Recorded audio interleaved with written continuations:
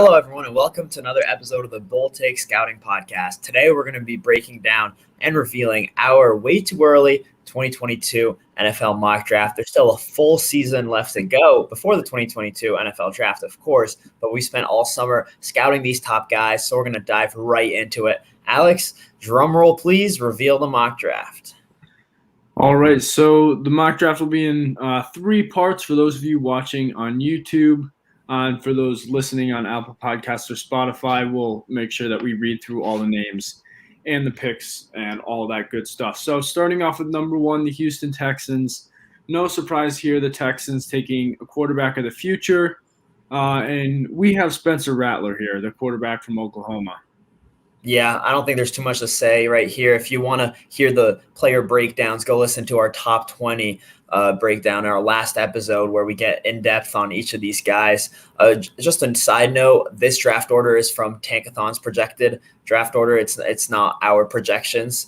But next up, we have the Detroit Lions, and they're selecting their quarterback of the future, Sam Howell.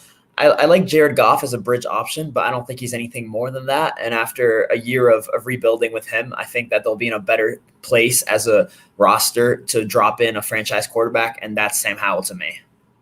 Yeah, and I think we could just touch on this really quickly. I know some people were thinking, they might stick with Goff for another year. And honestly, I wouldn't be shocked if they do that, if they wanted to continue to build the team and then be able to drop a rookie quarterback right into a really good surrounding roster. But I just feel like they can't really pass up on Sam Howell.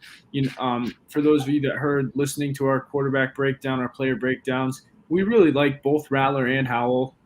We think they're true franchise quarterbacks. So in my opinion, it's kind of hard to pass up on one of those, especially when you're the Lions who, haven't really had a franchise quarterback mixed with a good team for a very, very long time.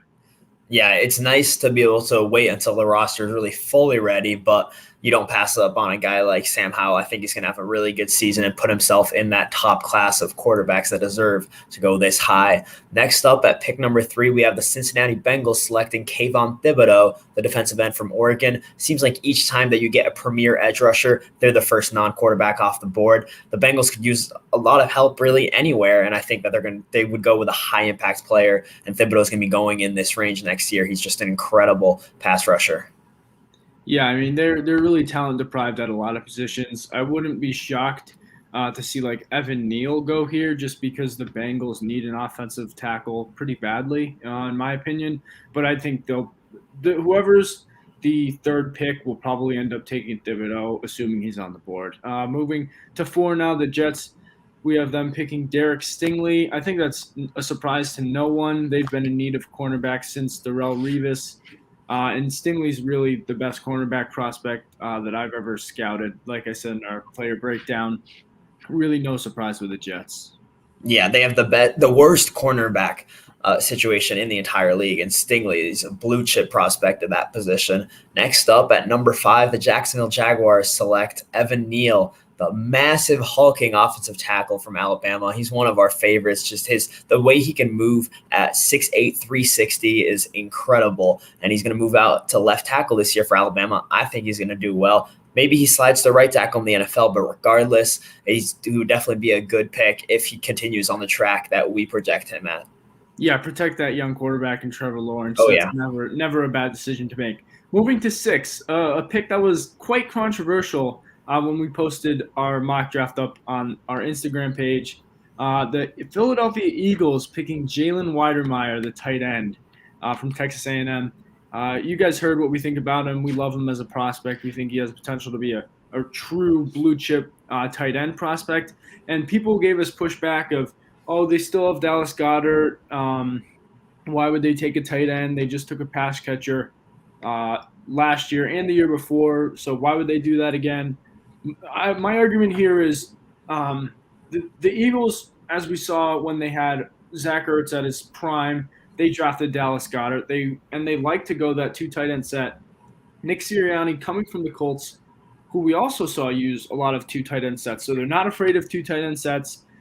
They're not afraid of taking tight ends early in the draft when they already have a really good tight end on the roster.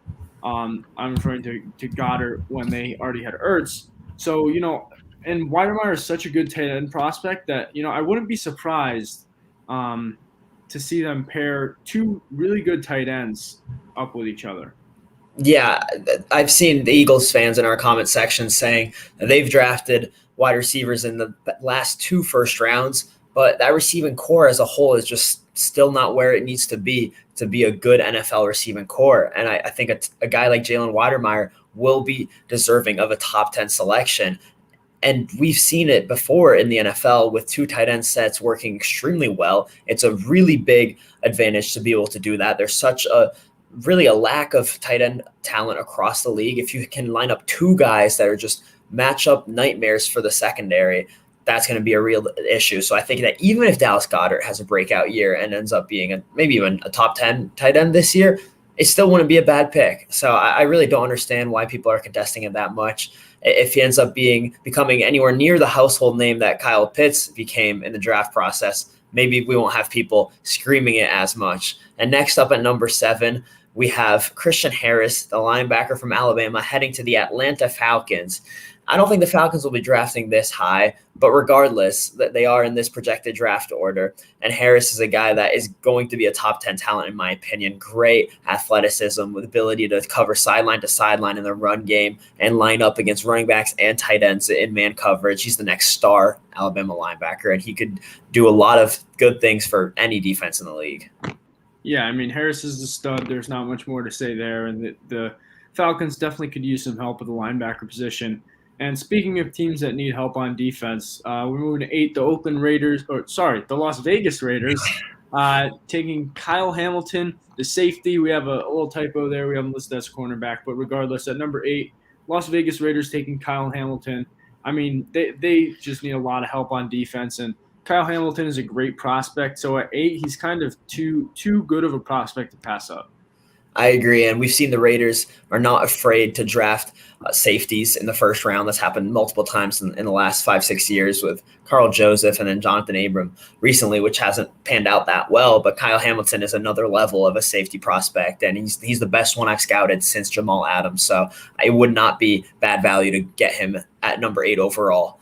Next up, we have the New York Giants selecting Carson Strong, quarterback from Nevada, at 9th overall.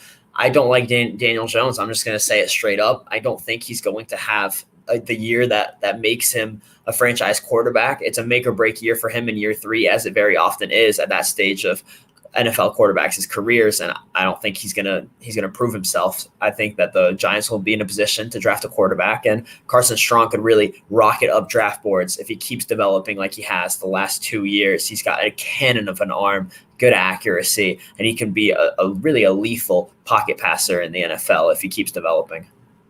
Yeah, I think you kind of speak for both of us there, saying that we're not big fans of Daniel Jones. I think it's really a make or break year for him, and I think he's going to break, unfortunately.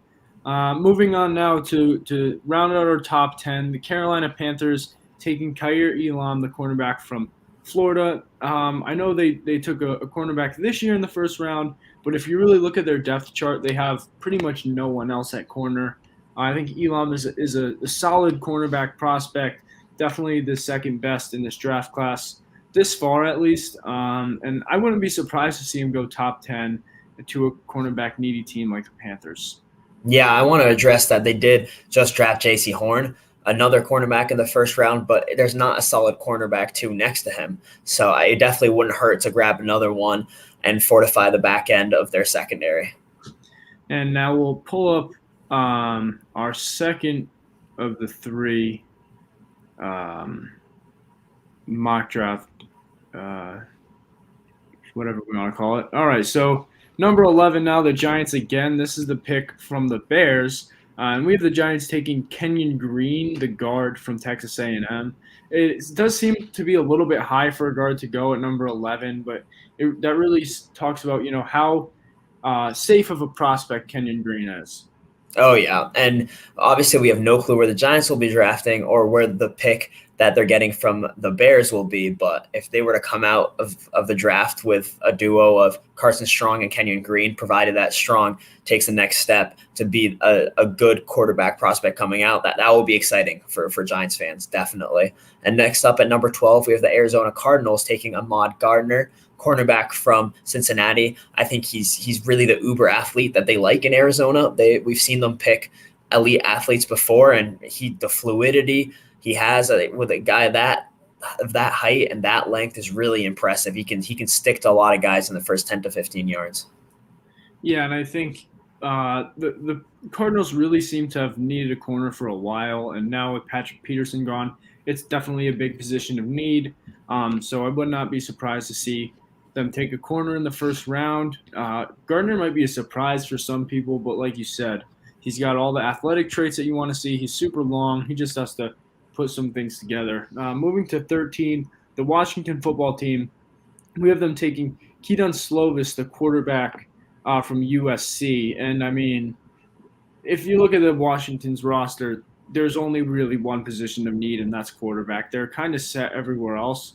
They're a very well-built team. So I think regardless of where they're picking on the first round, they'll be taking a quarterback either where they are or having to trade up to do so. Yeah, I think this is us banking on Slovis returning to 2019 form, which would make him definitely worthy of the 13th overall pick. And Washington definitely needs a quarterback. They're really looking for that guy. I don't think that it's Fitzpatrick or Heineke for them. And then at 14, this is a really interesting pick. We've got the Pittsburgh Steelers selecting Malik Willis, the quarterback from Liberty. They saw the Baltimore Ravens in their division, their big rival, pick Lamar Jackson a few years ago, and so far it's working out well. And we'll see if he can take the next step as a passer this year or not. But regardless, that could interest the Steelers, given that Ben Roethlisberger is really getting into the later years of his career, and they could go get themselves an almost equally electric athlete at the quarterback position in Malik Willis. Yeah, I mean, Willis has a similar skill set to Lamar Jackson. But he's, in my opinion, he's at least a better passer than Lamar was coming out. So with another year ahead of him to improve as a passer, I think it'll be really interesting to see where Willis is as a prospect at the end of the season. Now we'll just name our next two teams. We have the Vikings at 15 taking Zach Harris, the defensive end from Ohio State. And then at 16, we have the Denver Broncos taking Majai Sanders, the defensive end from Cincinnati. So two defensive ends going off the board. Both teams that are in need of edge rushers. Not really much to say there. Yeah, and Harrison is purely a projection. He didn't play much this year, but he's got all the physical and athletic traits. And now that he's going to be a full-time starter, maybe he can end up going this high come the spring. And we both really like Sanders compared to other people, and he could definitely crack the top 20 if he has a good year. And then after that, we have a trio of wide receivers. You'll see we got a typo with Garrett Wilson there. He's obviously not a corner. He's a wide receiver, but at 17 to the Chargers, at 18 to the Patriots, at 19 to the Saints, we've got Treylon Burks, John Mechie III, and Garrett Wilson, respectively. Burks is our wide receiver one. We love him, and it would be exciting to see him team up with Justin Herbert. John Mechie, there's a strong Alabama connection over in New England, and he would be that next really good slot receiver for them that they don't have on their roster this year. And Garrett Wilson is a really reliable, quick, elusive, solid route runner going to New Orleans there at 19. Yeah, and I think you brought up a great point with the Alabama connection to New England. New Orleans seems to have an Ohio State connection as well. Sure. They've taken quite a few Ohio State players over the past few years, and I wouldn't be surprised to see them add another wide receiver to that offense. Going to 20 now, the Eagles' second pick in this first round so far. We have them taking Charlie Cross, the tackle.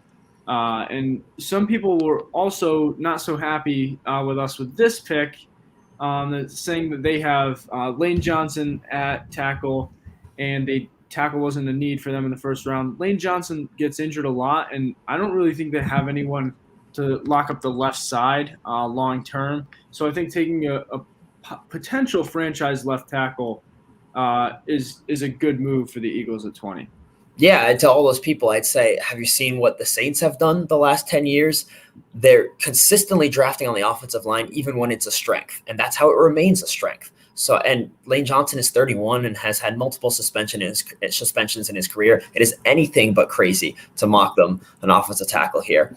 Next up, we have the Dallas Cowboys selecting George Karlaftis, defensive end from Purdue. I know you really like him. For me, he almost doesn't seem like a Cowboy because he's just not a really flashy, super athletic guy, but he's really reliable coming off the edge, and it is a position of need for them. The whole defense really needs to get better, and getting an impact edge rusher would do that. Yeah, totally. And I'm a little bit higher on Karlaftis than you. And like you said, he doesn't seem like a Cowboy because he's not super flashy.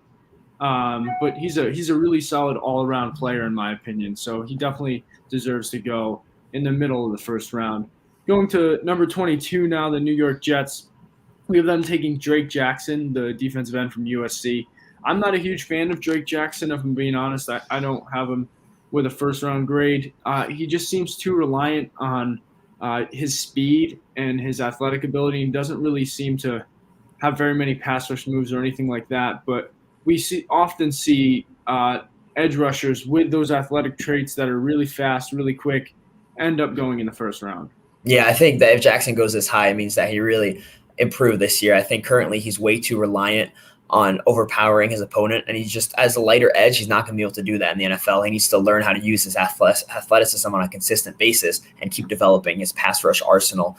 But next up at 23, we have the Philadelphia Eagles picking Andrew Booth Jr., the cornerback from Clemson, followed by the Titans at 24 picking DeMarvin Leal, the defensive tackle from Texas A&M. And then at 25, we have the Cleveland Browns picking Tyler Linderbaum, the center from Iowa. These are all guys who fill some needs. And for the latter two teams, the Titans and the Browns, is just really tuning up that roster to try to make an eventual AFC championship push. Yeah, I think for the Eagles taking Andrew Booth, the cornerback from Clemson, that's obviously a huge position of need for the Eagles. But the Titans and the Browns taking Leal and Linderbaum, respectively, they have two really, really well-built rosters. So it's just building strength on strength, probably taking what could be the best player available. Moving on to 26, we have the Dolphins taking Breece Hall. He's our running back one right now. And, running back is obviously a big position of need for Miami. In 27, we have the Baltimore Ravens taking Jordan Battle, the safety from Alabama. Yeah, I really like the Hall pick for the Dolphins. I know we're a year out, so it almost sounds silly to say that, but Breece Hall is a guy that doesn't involve that much projection. For me, he's already in that at that late first round level, and he probably will stay there. The main concern might be actually that he's had too many carries in his career, but he's such a well-rounded runner, and the Dolphins could end up doing what they should have done in one of the last two drafts, and that's picking a running back. At 28, we have the Green Bay Packers finally selecting a wide receiver, Chris Olave from Ohio State. I think that if this is Rodgers' last year, they're gonna realize that just one good wide receiver, albeit elite, in Devontae Adams, but outside of that, there really isn't much in that wide receiver room. So they're gonna realize that for a new quarterback, that won't cut it, and they might finally break their streak of not drafting a wide receiver in the first round and go with Olave. Yeah. Now moving on to some of our last picks in the first round to wrap this up. At 29, we have the Bills taking Roger McCreary, the cornerback from Auburn. At 30, we have the Lions. This is their pick from the Rams, taking Adam Anderson, defensive end. And at 31, we have the Tampa Bay Buccaneers taking De'Aaron Kendricks, the cornerback from Georgia, actually. He transferred from Clemson to Georgia. So those three names all might be surprises to see at the first round.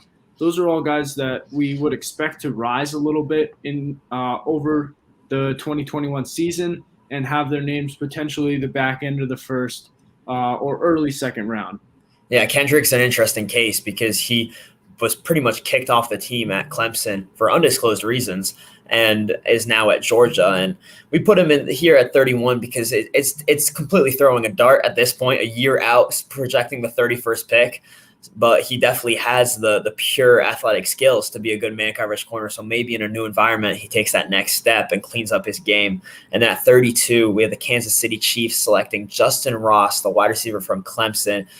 This is also interesting because he missed the entire 2020 season with, was it a neck issue? Yeah. So yeah. It was a neck issue. It was started off from a stinger that he took, and they looked at it further, and it was basically fused vertebrae in his neck.